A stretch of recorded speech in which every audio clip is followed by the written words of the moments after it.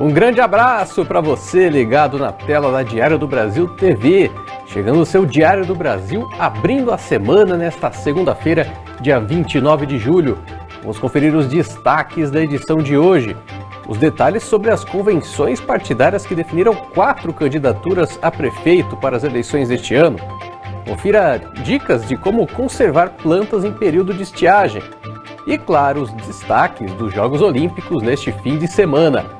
Isso e muito mais você confere aqui no Diário do Brasil. E volta já!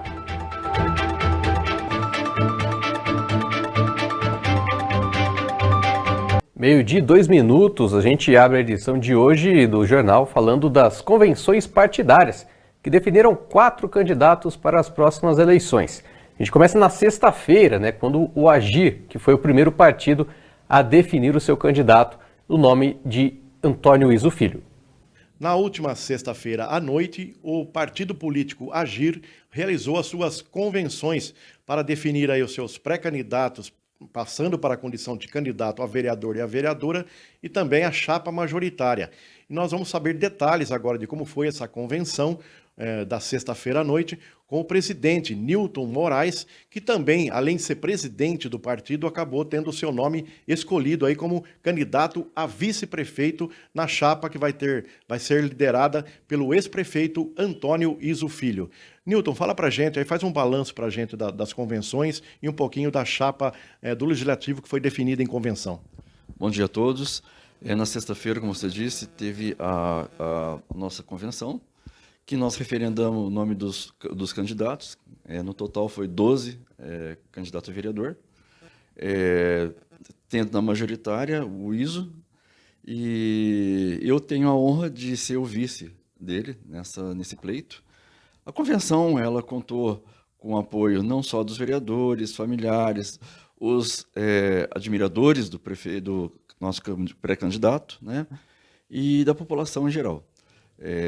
Veja bem, o Agir é um partido que caminha nesse pleito, chapa pura, sozinho, até porque não tivemos a possibilidade de ter quem caminhasse com a gente. Então a gente resolveu sair chapa pura. E eu enfrento com muita honra esse pleito ao lado do pré-candidato Izzo Filho. E depois da gente ter falado com o Newton, presidente do partido, que foi escolhido como candidato a vice na chapa do ex-prefeito Antônio Izzo Filho, nós vamos falar com ele agora. Izzo, você depois de alguns anos voltando aí ao cenário político, em primeiro lugar gostaria que o senhor falasse o que motivou o senhor realmente a ser candidato novamente a prefeito de Bauru e também quais serão aí eventualmente as prioridades do seu plano de governo para 2024. Bom dia, Mantini. Bom dia a todos os ouvintes da TV Privé. O que me motivou foi esse desmando que nós verificamos aqui na cidade de Bauru, nas mais diversas áreas. Na saúde, o número de mortes crescentes, o descaso com a saúde da população bauruense. Na educação, a falta de vagas e o descaso com a educação. Na geração de empregos, o abandono dos distritos industriais. Enfim, a cidade como um todo está relegada há 4 anos, pelo menos, a um aventureiro que chegou, que não deu conta do recado e que, portanto, nos suscitou a vontade de poder voltar para colocar novamente Bauru nos trilhos.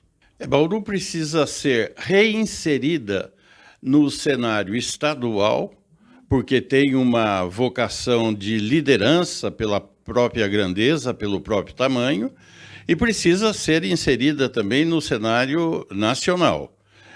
Nós vamos precisar de voltar a ter deputados nossos aqui da cidade que lutem pelo bem da cidade.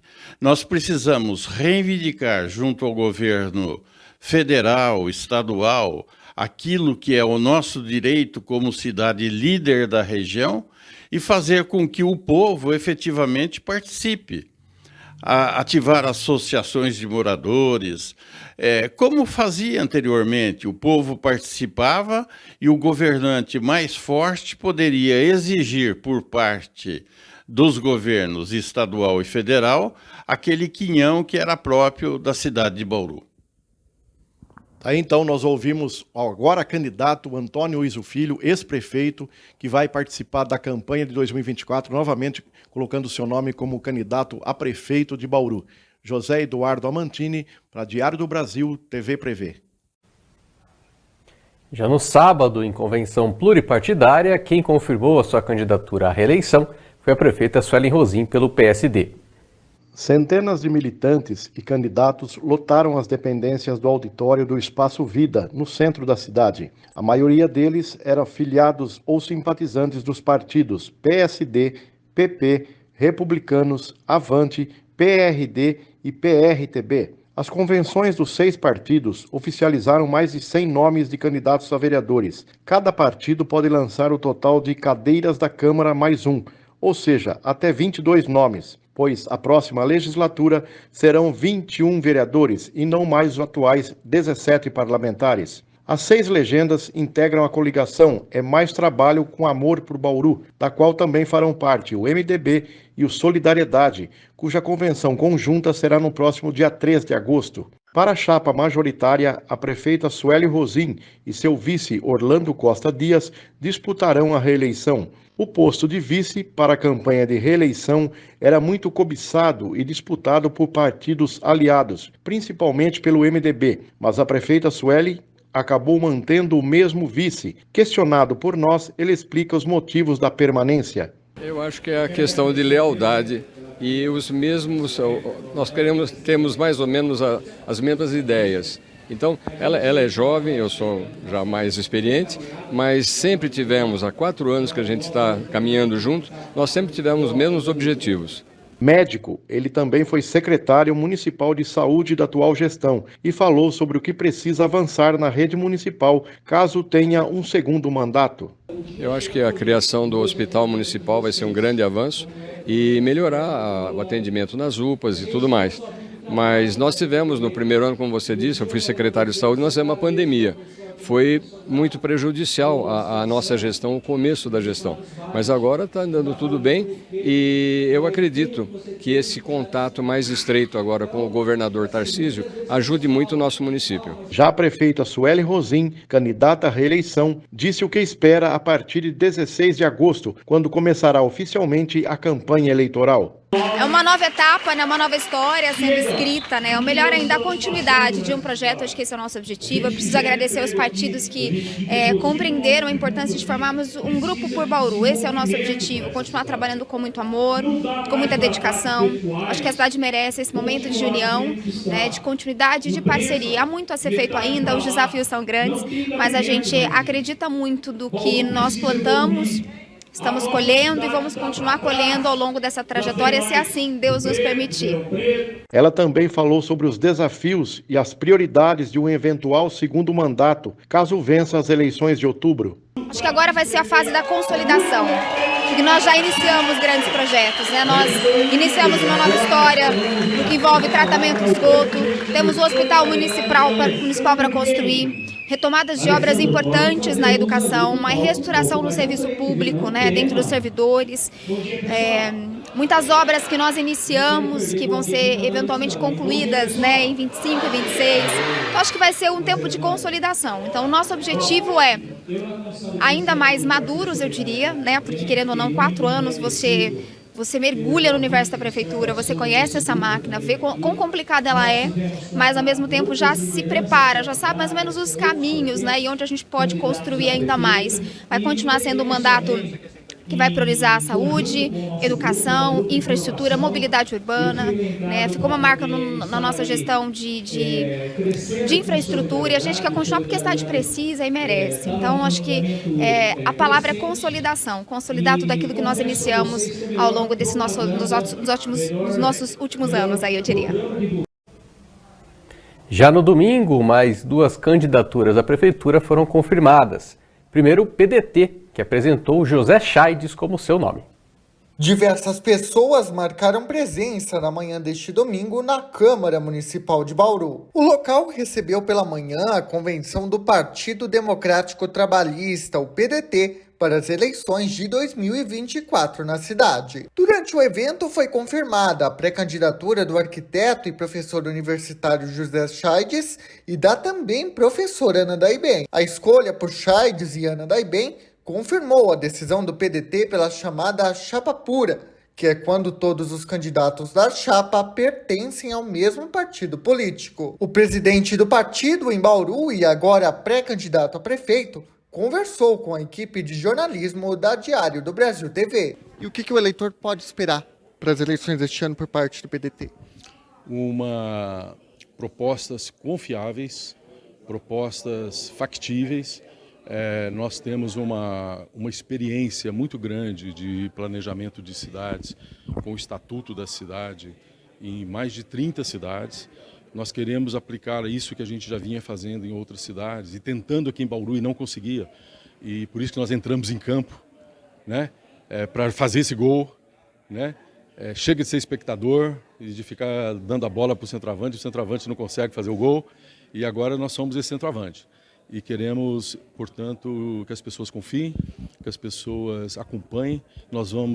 Já ouvimos, é uma prática nossa participativa de muito tempo, mas nós estamos conversando com a população e nós teremos uma gestão que vai ser muito próxima, calorosa, amorosa com a comunidade, com os bairros, com as lideranças comunitárias, porque o PDT tem uma pauta nacional de criar um conselho de governança, onde a sociedade e os grupos sociais participem de uma forma objetiva, acompanhando e ajudando a gestão da cidade. Além da pré-candidatura para o Executivo Municipal, foram confirmados também os nomes que devem concorrer a vagas para o Legislativo pelo partido. Serão 22 candidatos a vereador, sendo 15 homens e 7 mulheres. José Chaides falou sobre estas candidaturas do partido, que buscam marcar presença na Câmara Municipal. Nós temos excelentes candidatos, nós temos pessoas representativas de todos os segmentos sociais, dos servidores públicos,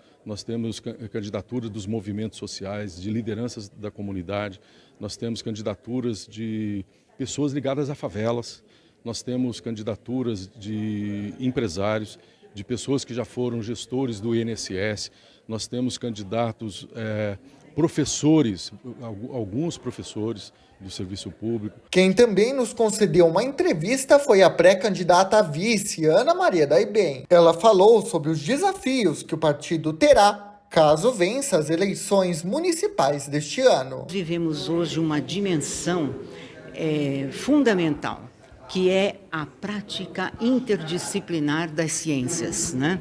A universidade hoje cada vez mais trabalha nessa perspectiva e eu penso que para administrar um município, seja ele do tamanho que for, e especialmente do porte de Bauru, precisa de uma equipe interdisciplinar competente, que tenha clareza de quais são os projetos, quais são as propostas, construídas em cima das demandas reais. Né? Eu tenho que conhecer a realidade para saber o que essa realidade precisa. E com uma equipe devidamente preparada, afinada, eu tenho certeza que a gente consegue responder às demandas da cidade. Quem também apresentou seu candidato foi a Federação PSOL Rede Sustentabilidade. Quem concorre à prefeitura pela federação é Marcos Chagas, professor da rede estadual e filiado ao PSOL. Assim como o seu vice, o Wilton Capoeira. Os nomes foram definidos em convenção online realizada neste domingo, que também definiu 11 candidaturas à vereança aí da federação. Já a federação composta por PV, PT e PCdoB adiou sua convenção para a próxima sexta-feira, dia 2. Tal adiamento teria sido motivado pela indefinição entre as lideranças partidárias sobre o nome a ser escolhido como cabeça de chapa para as eleições. Isso porque o nome do ex-prefeito Clodoaldo Gazeta não é unanimidade dentro da federação. Por decisão superior, ou seja, de lideranças nacionais, a candidatura da federação em Bauru, ela precisa envolver um nome do PV como cabeça de chapa. Por isso, então, essa indefinição que será resolvida no dia 2, após o feriado do aniversário de Bauru. Então, a gente tem oficialmente agora 4 candidaturas apresentadas. Tem o Agir, então, com o ISO, tem a Suelen pelo PSD, o Chaides pelo PDT, o Marco Chagas pelo PSOL e Rede. E aí, então, tem agora 3 nomes, né, a serem confirmados ainda, né, o Raul pelo Podemos, a Chiara pelo União Brasil e possivelmente aí o Gazeta pelo PV. Então a gente vai acompanhar, né, porque esses três nomes serão definidos já essa semana, né, justamente no período de encerramento agora das convenções partidárias. E vamos agora conferir como fica o tempo para Bauru nesta segunda-feira, nesse começo de semana. Apesar da aproximação de uma nova frente fria causar aumento de nebulosidade no estado de São Paulo, uma massa de ar seco segue bloqueando a sua entrada e inibindo a formação de chuva. E assim o tempo segue estável em Bauru e nas cidades da região nesta segunda-feira. O céu é limpo com poucas nuvens e não há previsão de chuva. Os ventos são fracos e a umidade relativa do ar varia de 10% a 30%. Devido aos baixos índices de umidade, principalmente no período da tarde, é recomendado beber mais água. Já as temperaturas seguem elevadas. Em Bauru, a mínima atingiu 16 graus e a máxima prevista é 32 graus. Segundo a meteorologia do IPMET-UNESP, as demais cidades da região do Centro Paulista também seguem um padrão de variação de temperatura e umidade, com céu limpo, tempo seco e sem previsão de chuva. Intervalo no seu diário e na volta tem os destaques do primeiro fim.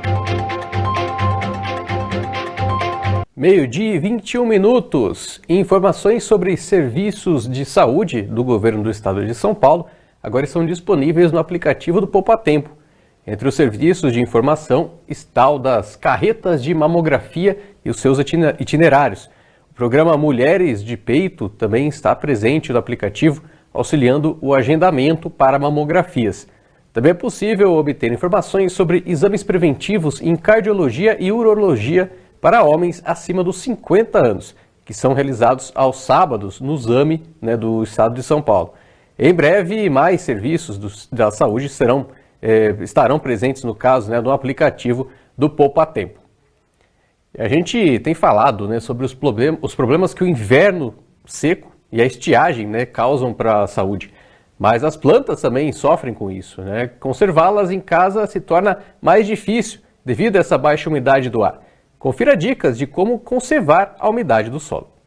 Em períodos de estiagem, rodízio de água e umidade relativa do ar muito baixa, conservar as plantinhas, o cultivo, fica mais difícil. E claro, regar não é só o suficiente. Por isso, estamos com o Guto Camargo, coordenador do Projeto Semeia, para trazer dicas para quem tem a sua hortinha, o seu cultivo em casa, como manter esse espaço úmido.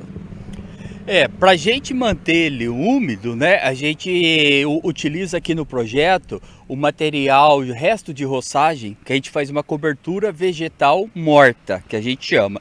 Então é resto de roçagem, restos orgânicos que a gente tiver em casa, a gente faz uma cobertura do bolo sobre o canteiro. Isso mantém o solo úmido por mais tempo, dificulta a evapotranspiração, que é a transpiração da planta e do solo, tá? E isso é muito prático, barato, até de graça, né? E isso é um manejo que dá muito resultado. Então, para a população conseguir fazer isso em casa, é só pegar essa roçagem, colocar e regar. Aí o número de regagem diminui? Sim. Então fazendo esse procedimento, esse que a gente chama de turno de rega, né, as vezes que a gente rega a planta, diminui significativamente, tá? E como você falou, estamos no rodízio de água, então tudo que nós fizermos para reduzir esse gasto, né, entre aspas, de água é bem-vindo. E quais plantas podem receber esse tipo de material? Toda e qualquer planta. Você tem a planta lá, pode ser em vaso, pode ser meio alternativo, pode ser direto ao solo. Você faz essa cobertura. Nós estamos falando o mesmo que o plantio direto em grandes culturas. Quando a gente vê falar sobre isso daí, é o plantio sobre a palha. É o que a gente traz para o nosso ambiente doméstico. Essa cobertura vegetal morta, né? Resto de roçagem, como eu já disse, e a gente pode colocar em qualquer planta que é bem-vindo. E como é que faz para adquirir esse resto de roçagem que você fala? Para explicar para o povo mesmo. Aqui nós utilizamos do próprio projeto, mas em casa, se a pessoa tem aquele gramado, aquele cantinho que precisa fazer essa roçagem, ele já pode reservar. Ou mesmo você está passando numa avenida que está tendo a manutenção, que está fazendo essa roçagem, você vê aquele material bem uniforme, pequeno, a grama em si mesmo, você pode parar, pegar uma sacolinha e trazer para o seu ambiente. Só ressaltando, procura trazer um material que não tenha semente, para você não fazer um berço de germinação de invasoras na sua horta. Agora vamos falar de esporte. Primeiro aqui na cidade, né? Porque a BDA teve grandes resultados nas disputas do 3º torneio internacional de polo aquático sub-15, realizado aqui na Arena BDA.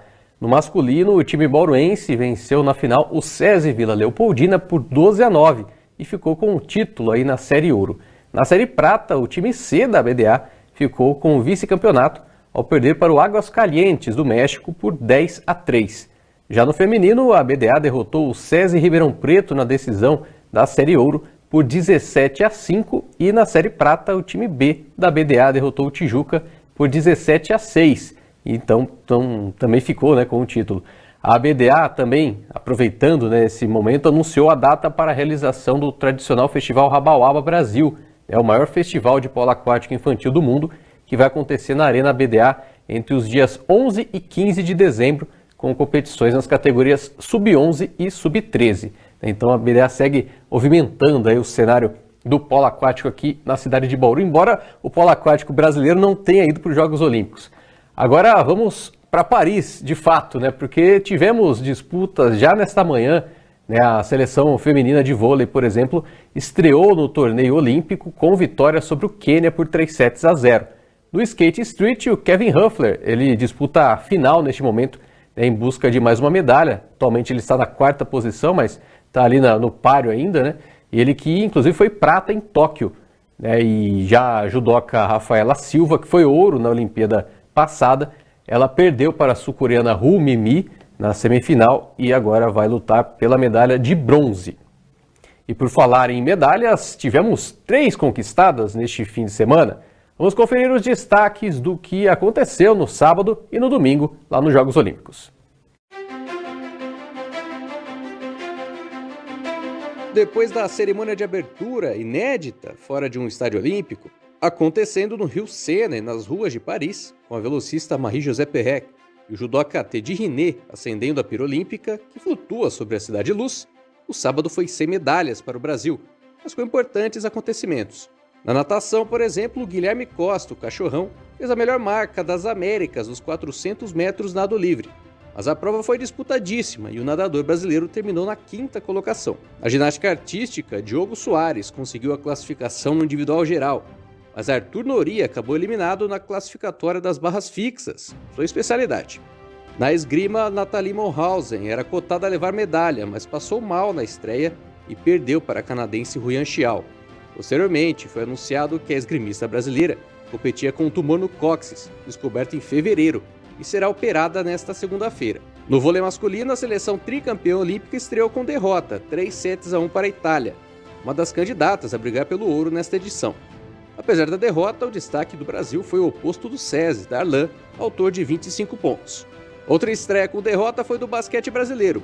A equipe até começou bem contra a França, mas errou demais no ataque e sofreu para segurar o gigante Victor Wembanyama, de 2,24 m. Melhor para a França, que fez 78-66. Já no domingo chegaram as primeiras medalhas. 2 vieram no judô. William Lima ficou com a prata na categoria 66 quilos, ao ser derrotado pelo japonês Hifumi Abe, bicampeão olímpico. Já Larissa Pimenta conquistou o bronze nos 52 quilos, medalha garantida ao vencer a italiana Odete Giuffrida, atual campeã mundial. O bronze também veio do skate street. Raíssa Leal teve dificuldades para encaixar boas notas, mas a manobra certeira veio no final, garantindo a fadinha no pódio, ao lado das japonesas Koko Yoshizawa, que ficou com o ouro, e Liz Akama com a prata. Quem ficou perto de medalhar foi Ana Sati, lá na canoagem slalom. Embora seja especialista na canoa, a brasileira competiu no caiaque e ficou com a 4ª colocação. Maior marca do Brasil na modalidade em Jogos Olímpicos. Ela ainda volta a disputar agora na sua categoria principal. Bom momento também da ginástica artística feminina, com a equipe brasileira segurando vaga para as finais. Além de Rebeca Andrade se classificar para 4 finais individuais, Flávia Saraiva na final do individual geral e Júlia Soares na trave. Desempenho histórico também no surf.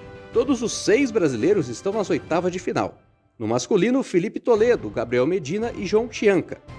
No feminino, Tatiana Baston-Webb, Luana Silva e Tana Hinkel seguem nas disputas nas águas do Tahiti. E chega ao fim o Diário do Brasil desta segunda-feira. Para rever as reportagens, acesse as nossas redes sociais. A Camila Fernandes traz mais informações para você na edição da noite. Obrigado pela sua companhia, tenha um ótimo início de semana e até terça.